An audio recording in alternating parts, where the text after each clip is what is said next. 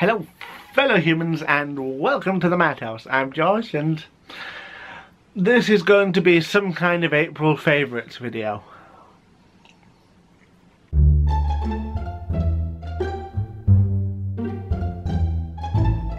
You know, this gets better with every successive glass. This is probably my second bottle of wine right now, and for my friends who are aware of my antidepressants, yeah, I probably shouldn't be drinking, except I've not been able to find them for several days. So at least I won't get any of the unfortunate side effects when you combine them with booze. I don't know what those side effects are, but I'm not particularly willing to find out. I'm tired. I planned to film something fancier this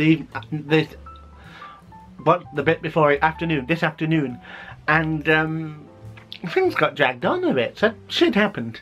I've decided I'm not overly fond of amateur theatre at the moment, because while some of it was very, very good, other parts were not, and some people get offended when you tell them that their performance was good, but not as good as the RSC when they were doing Shakespeare. Okay, yes, you have very pretty hair and quite a nice Scottish accent, but that doesn't distract from the fact that you are not a professional who has spent the majority of their working life and a lot of their childhood training to be the best possible actor you can be. You will never be that good.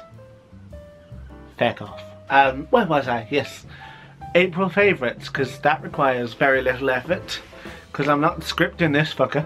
So I'll try and do this quickly, because I also have other shit to do. Let's start with books. Mostly not ebooks. The ones you listen to, audiobooks. I have listened to a lot of things.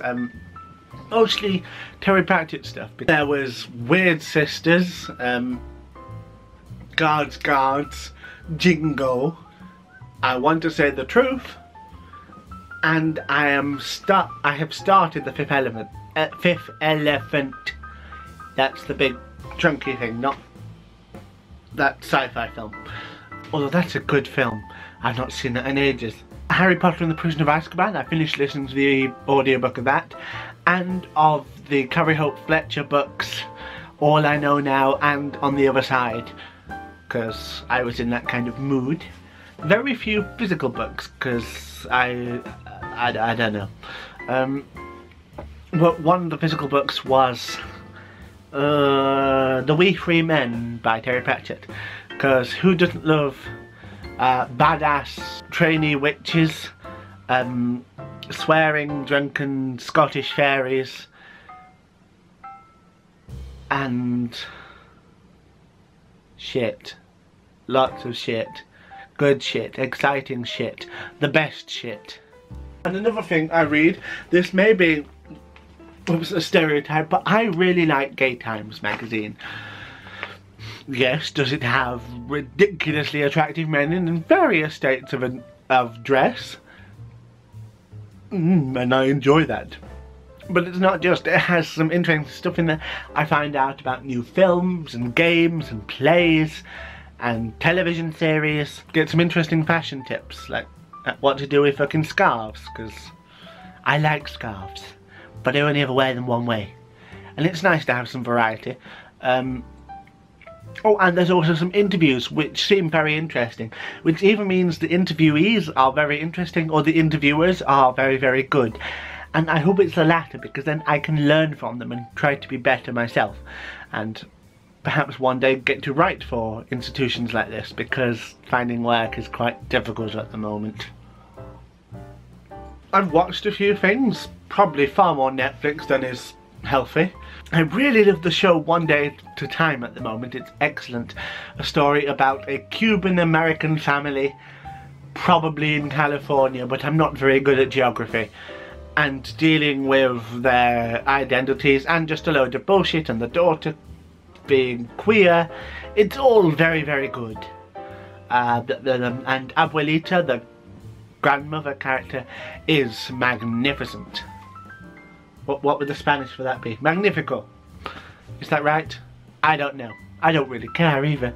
There was another part to this sentence, but I cannot think what it was. I've rewatched Game of Thrones, which was fun, and I'm now fully caught up and ready for the next series. I'm getting further with Avatar: The Last Airbender again, and for films I bought the DVDs of Moana and Arrival, which so far have been my 2 favourite films of this year.